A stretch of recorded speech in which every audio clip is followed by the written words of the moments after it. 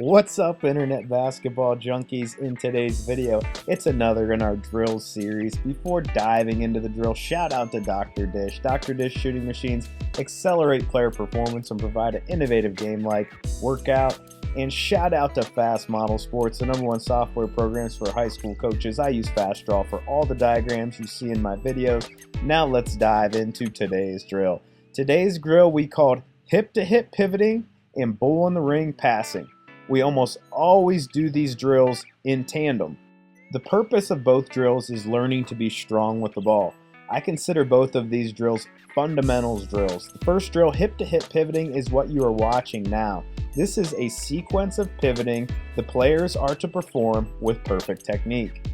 We then have our coaches go down the line and check each player. Checking the players for proper technique starts with them getting in a low, wide base with the ball protected on their hip and their wrist behind the ball. The ball being pressed to the hip keeps the ball protected with 3 points of contact: the right hand, the left hand, and the hip. We don't want the ball to be away from the body or waving in front of the defense. We want it to be protected with 3 points of contact. The first pivot we train is a reverse pivot. This is a defensive pivot, usually performed out of necessity when the on-ball defense applies too much pressure in our face. We don't want our players making this pivot unless they must. If they do make this pivot to keep the ball protected against pressure, we want to teach them how to get back to a position of strength instead of staying in a defensive posture. On the reverse pivot, we want to keep the ball on our hips, so now our body is firmly between the ball and the defender to keep the ball protected. The ball should not be visible whatsoever to the defender. If he can't see it, he's going to have a hard time taking it. From this defensive reverse pivot position with the ball on our hip, we are now going to step through the defender, usually stepping between the defender's legs to take back our space. This is an aggressive step through move to reclaim the space given up by reverse pivoting in order to keep the ball safe.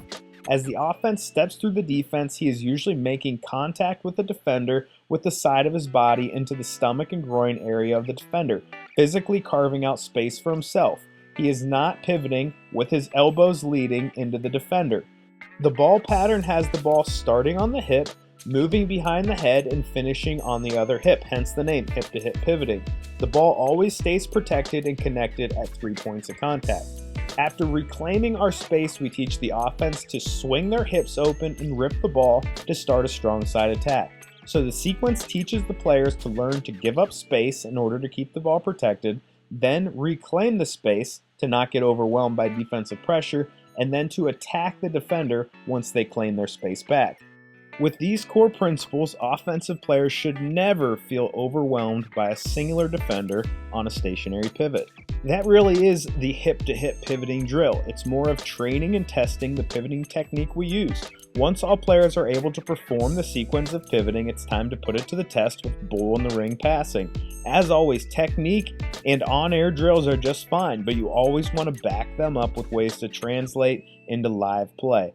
So you want to think in terms of progressions with how you teach, going from technique work to controlled play to live play. This, I believe, is the best way to teach.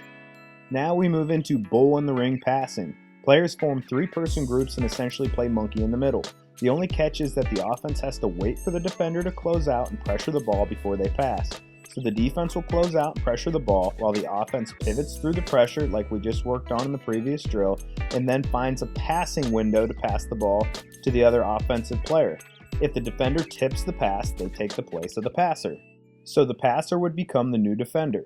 The cycle continues. Close out, ball pressure, pivot through the pressure, find a passing window, repeat, with players switching into the defender spot on any tip passes. We would also sub players into the defender spot if they threw a weak pass or a pass that was way off target. These two drills really teach players to be strong with the ball and give them confidence to play against pressure defense.